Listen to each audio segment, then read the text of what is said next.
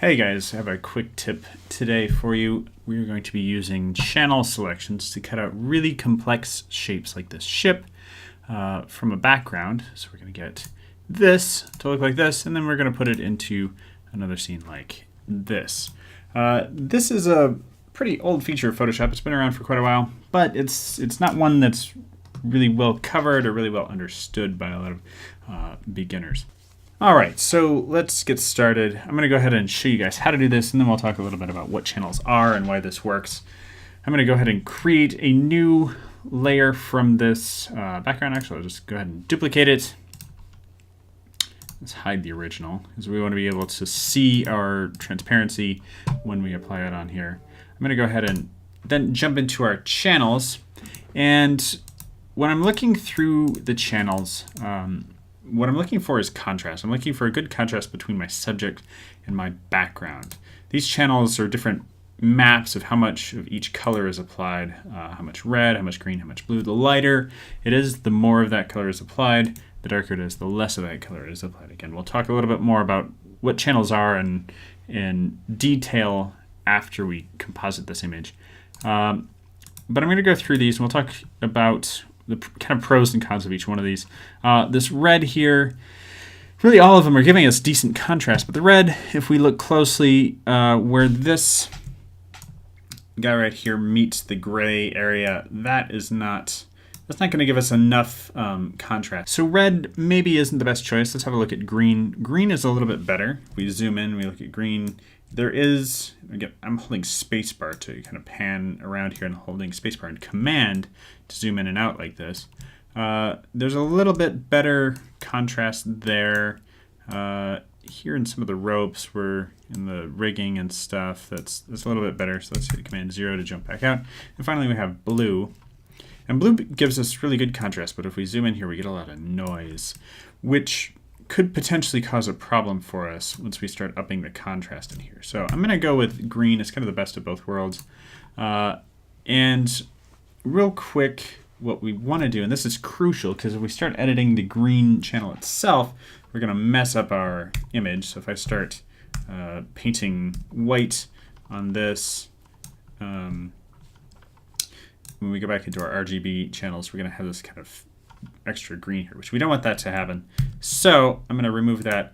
And instead what I want to do is right click on this and duplicate it. You have to duplicate it. And if you don't duplicate it, you're going to mess up your original image, and we don't want to do that either. So we're going to duplicate it. I'm going to call this mask and jump down here to the mask channel. So these three channels are red, green, and blue. These are all our color channels. And this mask channel that we've created now, this is only going to be an alpha channel. Alpha is essentially the transparency of the image. The lighter it is, the more opaque it's going to be. The darker it is, the more transparent it is going to be. So when we use this alpha channel, what we're going to be doing is basically using it as a map to apply transparency. And this works really well because a lot of what we need is already here. The basic image and the outline of the ship and all the information that we need to hide and what we need to show is already here. We just really need to kind of up that contrast and tweak it a little bit to get that detail. So I'm going to start off with levels. Since we're working with channels, we cannot add adjustment layers to this, but we can still add adjustments. If we go to image and go to adjustments, we have a limited selection of adjustments that we can use here. I'm actually just going to hit Command L for levels. And levels gives me a quick way to kind of get the contrast as high as possible and set my baseline. And then we'll go in and tweak it to really refine the details here. So I'm going to click this little eyedropper right here. What this is going to do is define the darkest parts of the image. So if I click here on the side of the ship, say, okay, so that's define the baseline for the darkest, and then use this white eyedropper and eyedrop somewhere in here. Now you'll notice what's happened is that it's made it bright, but it's also washed out a lot of the rigging and stuff. And that's where this levels tool, it doesn't give us quite enough control.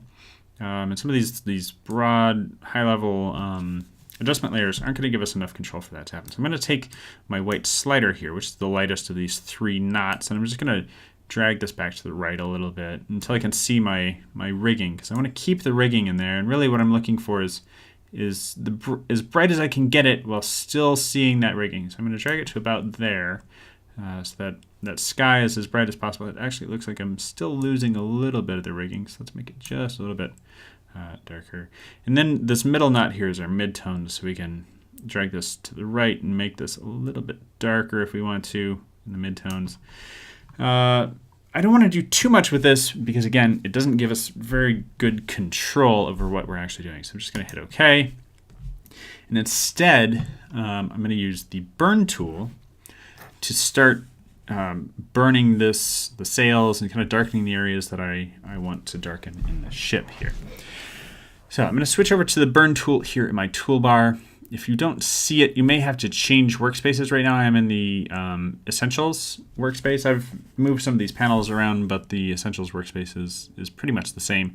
You should see the burn tool. It looks like a little hand kind of making a circle with the thumb and the index finger touching. If you click and hold on this, you'll also see the dodge tool. The dodge tool is going to make things brighter. And then the sponge tool, I don't use that much. It's mostly what we're going to be using here is the burn tool and the dodge tool. In fact, I'm only going to be using the burn tool, and I'll show you a quick way to avoid having to jump back and forth between burn and dodge, which is a little bit time consuming. So I'm just going to make my brush size really, really big. I want to make my brush size as large as possible. You want to work very generally first and then start getting into specifics. It's kind of a general rule for anything digital. You want to work general to specific and start with a fairly large brush and then work to a smaller size. That will help keep everything even, help kind of work the entire composition and keep everything as flat as possible. I also want to change my settings up here in the top menu. I want to change this from highlights. By default, it's probably on midtones. I want to change this from highlights to shadows. And I'm going to bring my exposure down slightly. I'd say keep it in like the 10 to 20 range, somewhere in there. What this is going to do is basically darken parts of the image, but we can tell it which part of the image we want to darken. So this little drop down lets us control if we want to darken shadows, which is just darkening the darkest parts of the image, or if we want to darken highlights, so we would bring the highlights down, or if we want to darken midtones. So in this case, we're darkening shadows, so that means we're just darkening the very darkest parts of the image. So we can start to paint over this.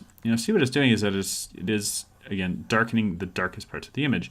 So all the little details of the ropes and stuff, Photoshop can worry about that. We're just painting very generally over top of it. Now, I don't want to do too much. You'll notice it's also darkening the background.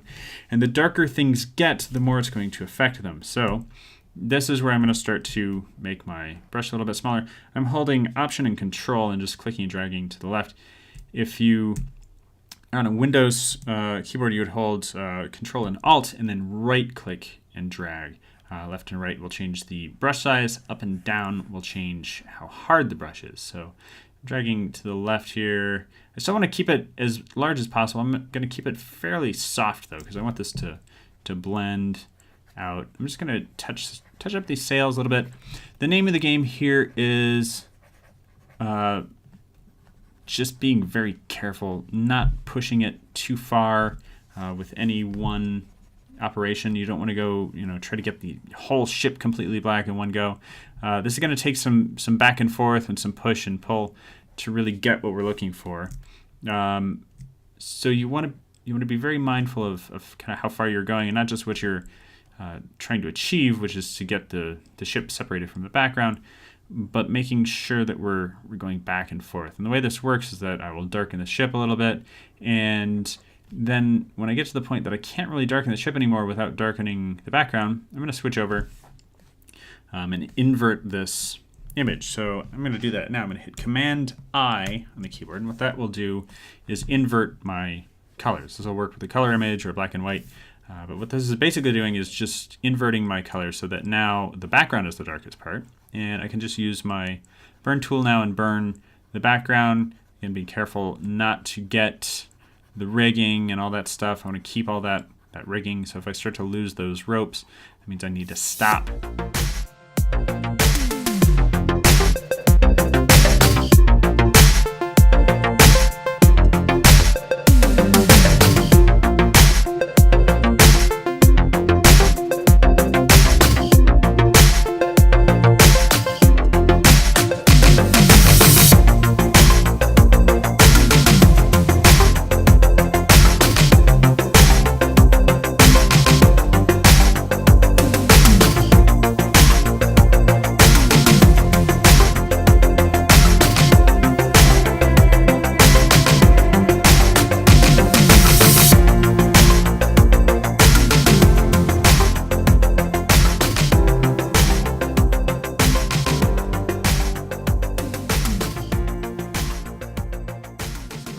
we get some of this out, I'm actually just going to take a brush tool. So I'm going to hit B on the keyboard for brush. Let's make this bad boy a little bit bigger.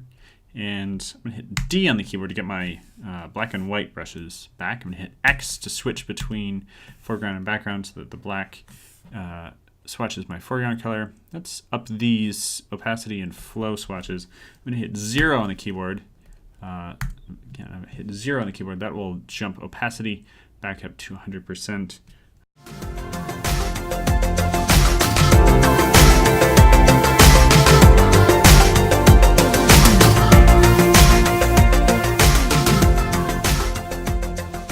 Now, when we apply this, what we want to do is, or we want to keep in mind how this is going to work. So again, when we're talking about alpha channels, white is going to be opaque and black is going to be transparent.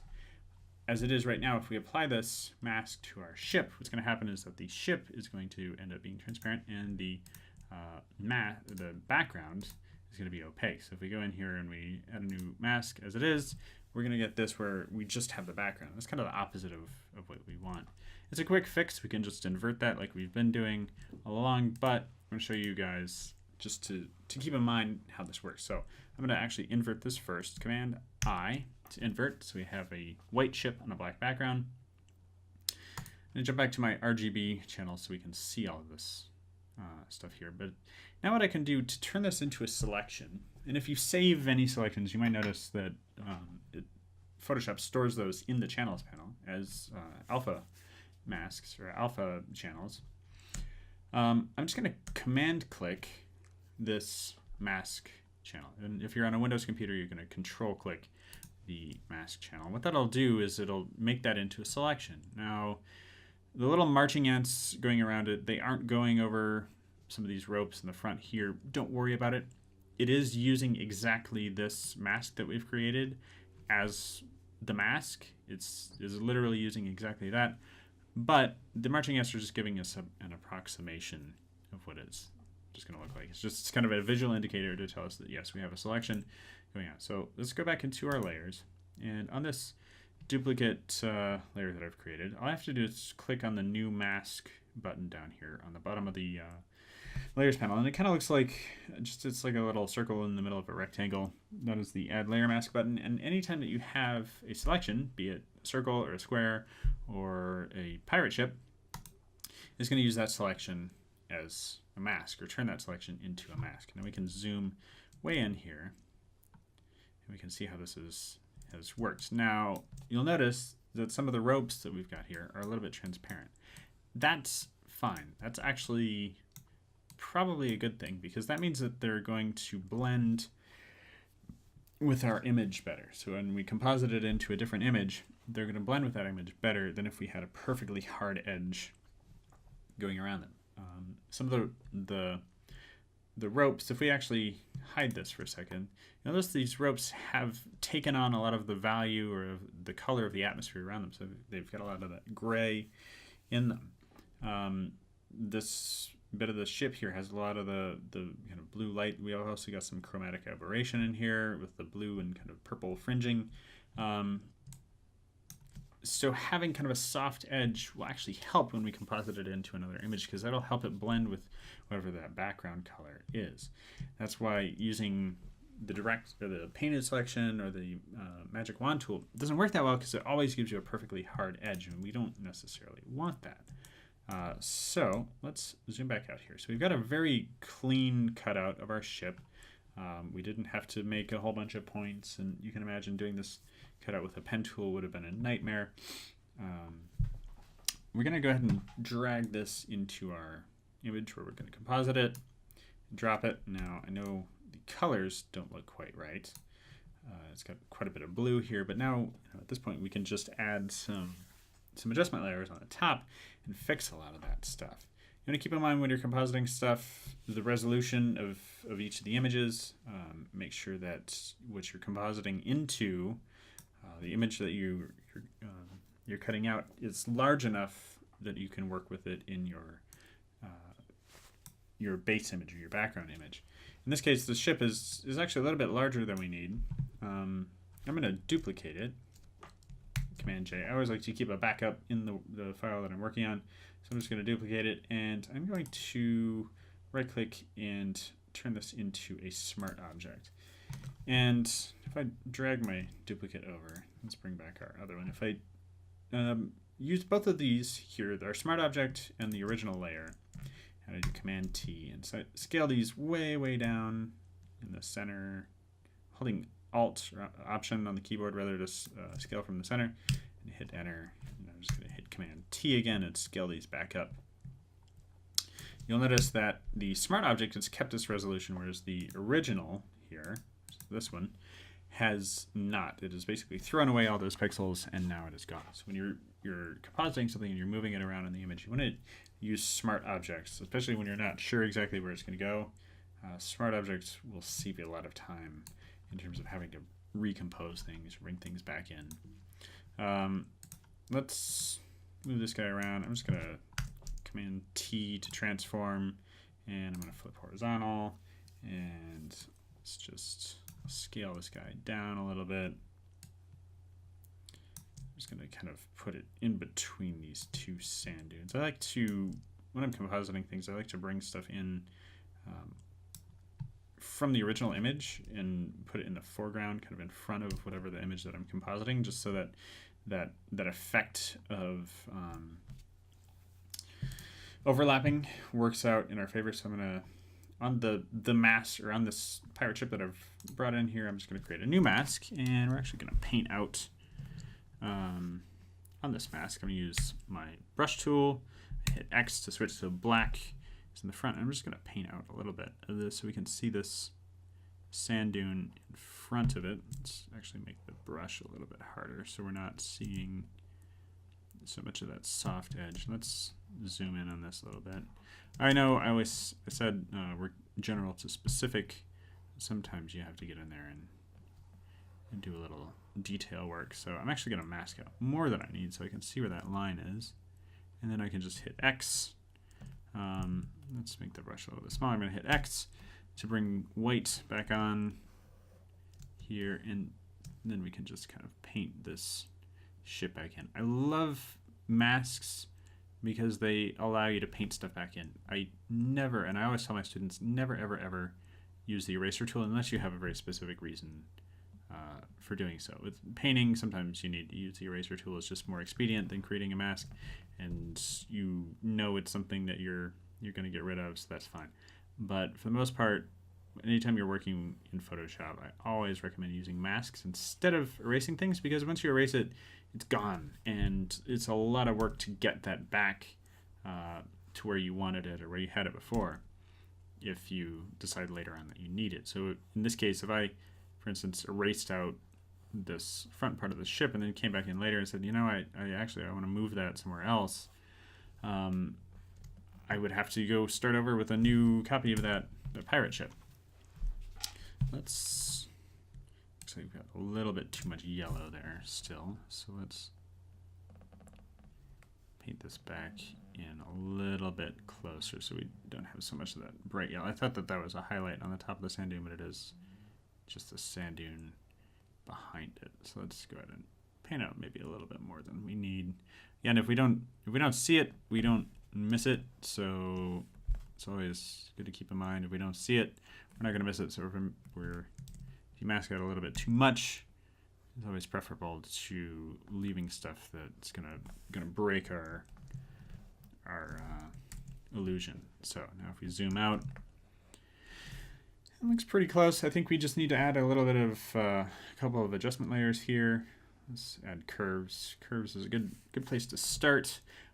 When I'm working with adjustment layers, I want to make sure that my curves clip to what I'm trying to adjust, in this case the ship. So I'm going to right click on that adjustment layer and go to create clipping mask. You can also, on adjustment layers, use this little button here, but since everything clips, be it color layers or photo layers or anything, you can right click and create clipping mask. I just tend to use that for everything. So let's edit our curves here. I want to make the sails a little bit darker because they're showing a little bit too much atmospheric perspective in the top of the sails compared to the bottom of the hull, because the sails were in effect further from the camera than the hull was. There might have been some additional kind of mist in between the camera and the sails in that original photo. So I'm going to go on my curves channel here, and I'm just going to using this little hand, because I don't know where on this layer, I don't know where those sails exist on this.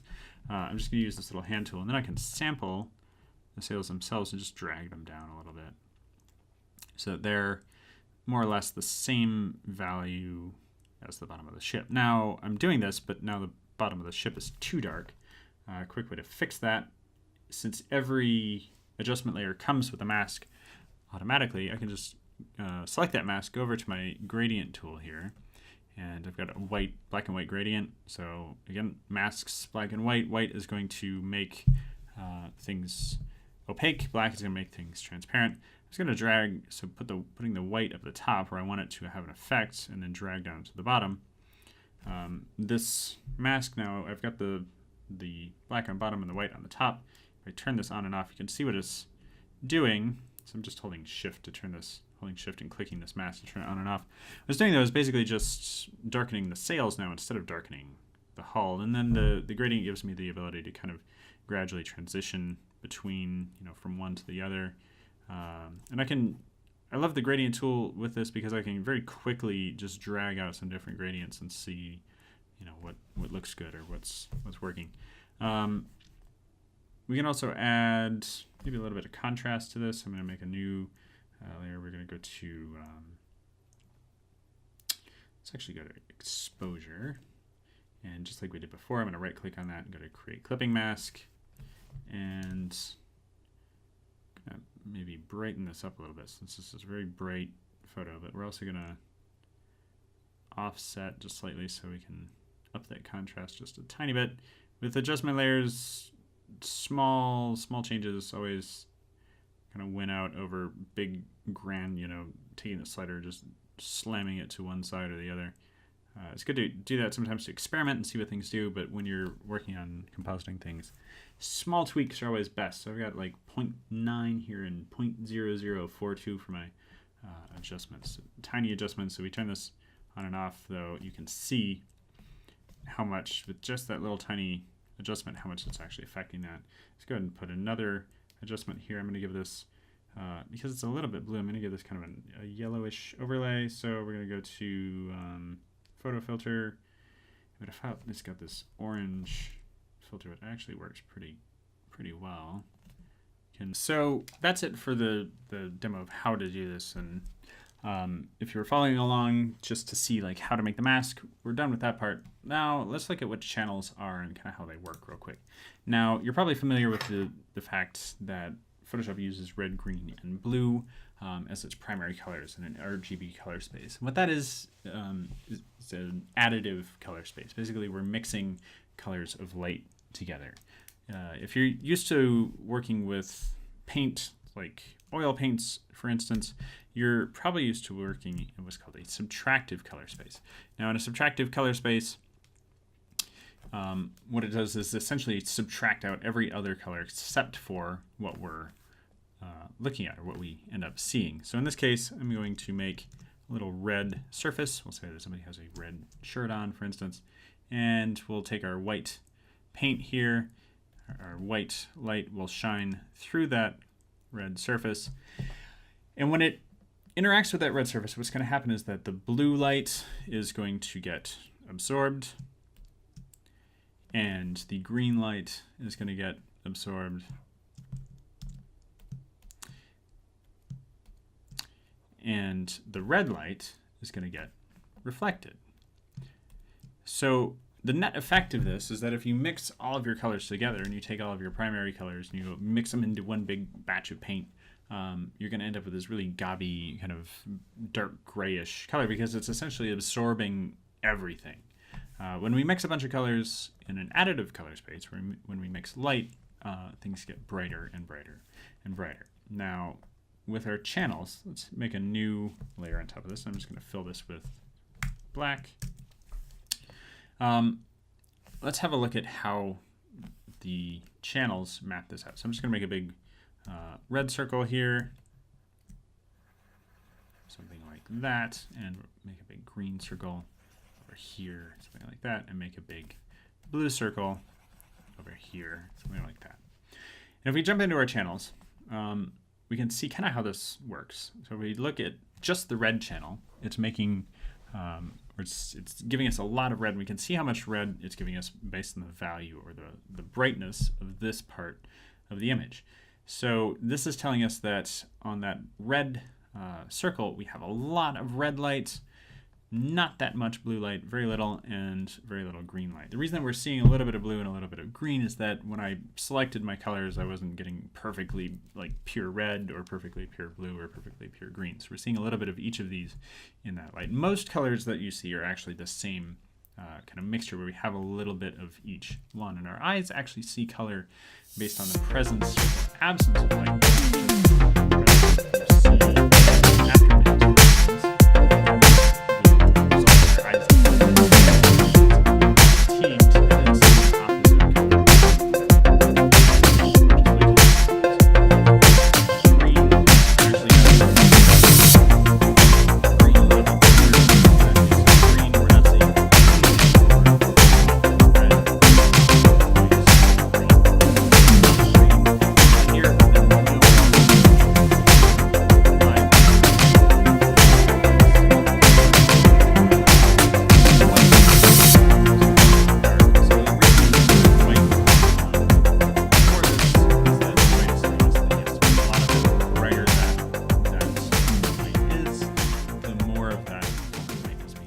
To that specific or that particular area. We see these in black and white when we look at these channels just as a graphical representation to tell us how much of each is being applied. If we saw these as kind of like a weak or like a version of red, that would be kind of confusing and wouldn't give us separate information, whereas if we can see it with just pure value, that tells us very specifically just how much of this is being applied here. When we look at our RGB channel, we see all of them mixed together. Well, that's it for this video. We'll have more videos coming on After Effects, Photoshop, Illustrator, Cinema 4D, InDesign, things like that. If you have questions or things that you'd like to see more videos on, let me know in the comments. As always, like and subscribe, and I'll see you next week.